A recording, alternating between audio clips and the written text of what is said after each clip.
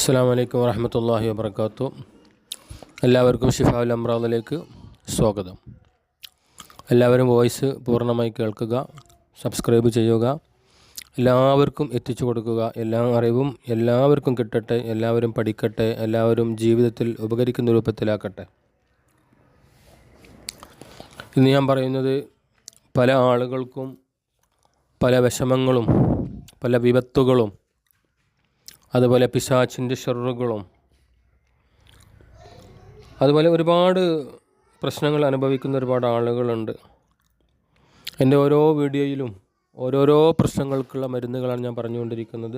ഖുർആനിലൂടെ തന്നെ നമുക്ക് പൂർണ്ണമായി വിശ്വസിക്കാവുന്ന, വിശ്വാസത്തിനനുസരിച്ച് നമ്മുടെ കാര്യങ്ങൾ നിറവേറി കിട്ടുന്ന നല്ല നല്ല കാര്യങ്ങളാണ് പറഞ്ഞു വരുന്നത്. ആത്മാർത്ഥതയോടുകൂടി, തഖ്വയോടുകൂടി, വിശ്വാസത്തോടുകൂടി നമ്മൾ അത് ഓതുകയും അത് പറയുകയും ചെയ്താൽ ഇൻഷാ അല്ലാഹ് അള്ളാഹുവിൻ്റെ ആ കാവലും പൊരുത്തവും നമ്മുടെ സദുദ്ദേശങ്ങളൊക്കെ അള്ളാഹു തആല പൂർത്തിയാക്കി തരും. ഇന്ന് പറയുന്നത് നമുക്ക് സൂറത്തുൽ കാഫിറൂൻ, ഖുൽ യാ അയ്യുഹൽ കാഫിറൂൻ എന്ന് പറയുന്നൊരു സൂറത്താണ്. ചെറിയ സൂറത്താണ്, നമുക്കെല്ലാവർക്കും അറിയുന്ന സൂറത്തുമാണ്. ആ സൂറത്തിനെക്കുറിച്ച് നബി സല്ലല്ലാഹു അലൈഹി വസല്ലമ തങ്ങൾ പറഞ്ഞിട്ടുണ്ട്. നമ്മളെ വീട്ടിൽ എല്ലാവരും ഇത് ഓതണം.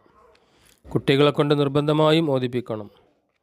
ഒരുപാട് അത്ഭുത ഗുണങ്ങളുള്ള ഒന്നാണ് ഈ സൂറത്ത്. മാത്രമല്ല നബി സല്ലല്ലാഹു അലൈഹി വസല്ലം പറഞ്ഞു, ഖുർആനിൻ്റെ 1/4 ഓതിയ കൂലി കിട്ടുമെന്ന്. ഖുർആനിൻ്റെ 1/4 ഓതിയ കൂലി ഈ ഒരു സൂറത്ത് ഓതിയാൽ കിട്ടും. മാത്രമല്ല പിശാചുക്കളിൽ നിന്ന്, ശൈത്താന്മാരിൽ നിന്ന് രക്ഷ കിട്ടും. നമ്മളെ ദുഃഖങ്ങളൊക്കെ മാറും.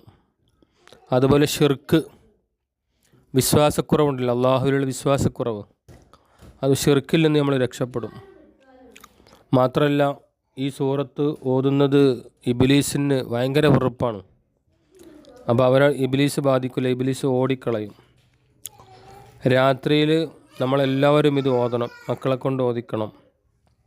നമുക്കൊരു വിഷമങ്ങളുണ്ടാവില്ല. മാത്രമല്ല യാത്ര പോകുമ്പോൾ ഇത് ഓതിയാൽ നല്ല കാവലുണ്ടാവും, ഈമാൻ രക്ഷപ്പെടും. സൂര്യോദയ സമയത്ത് ഓതിയാൽ ഒരു വിപത്തും ഉണ്ടാവില്ല എന്നാണ്. അപ്പോൾ ഈ സൂറത്തിൻ്റെ മഹത്വങ്ങൾ ഒരുപാടുണ്ട്. അപ്പോൾ അതിൻ്റെ ചെറിയ രീതിയിലുള്ള ചില കാര്യങ്ങളാണ് ഞാൻ പറഞ്ഞത്. ഇത് ഞാൻ സാധാരണ എപ്പോഴും പറയും പോലെ ഒരു പ്രാവശ്യമോ 2 പ്രാവശ്യമോ അല്ലെങ്കിൽ ഒരു ദിവസമോ 2 ദിവസമോ അല്ല, നമ്മുടെ ജീവിതത്തിൽ ഇത് നമ്മൾ പൂർണ്ണ വിശ്വാസത്തോടു കൂടി സ്ഥിരമാക്കുക.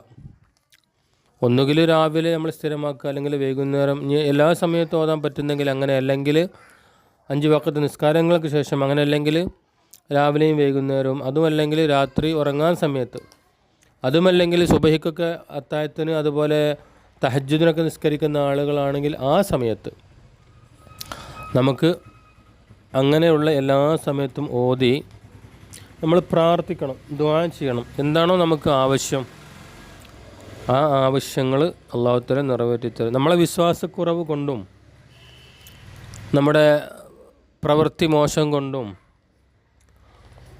അതുപോലെ നമ്മുടെ നാവിൽ നിന്ന് വരുന്ന മറ്റുള്ളവർക്ക് ഇഷ്ടപ്പെടാത്ത വാക്കുകൾ കൊണ്ടും അങ്ങനെ പല പല കാരണങ്ങൾ കൊണ്ടാണ് നമ്മുടെ ദുആ സ്വീകരിക്കാത്തത്. അപ്പോൾ ഈ ഒരു കാര്യം നിങ്ങൾ എന്താക്കുക, നല്ല സൂക്ഷ്മതയോടുകൂടി ചെയ്യുക. അള്ളാഹു സ്വീകരിക്കട്ടെ. അള്ളാഹു നമ്മുടെ എല്ലാ ഹലാലായ മുറാദുകൾ ഹാസിലാക്കി തരട്ടെ. അസ്സലാമു അലൈക്കും.